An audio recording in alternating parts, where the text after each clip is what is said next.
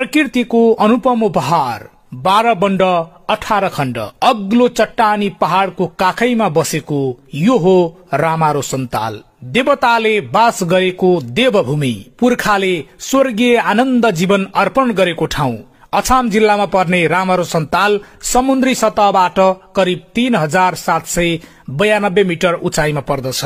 पर्यटनको सम्भावना खोज्न अन्त किन जानु, यो सौन्दर्यताको वर्णन सरकारले गर्न सक्दैन, सम्भावना खोज्न सक्दैन। नभए यो स्वर्गमा आउन मानिसहरूको तछाड मछाड हुनुपर्ने होइन र? प्रकृतिले दिएको सुन्दर उपहार यो हामी रामारोशन क्षेत्रमा छौं। पर्यटकीय हिसाबमा निकै महत्वपूर्ण क्षेत्र मानिन्छ।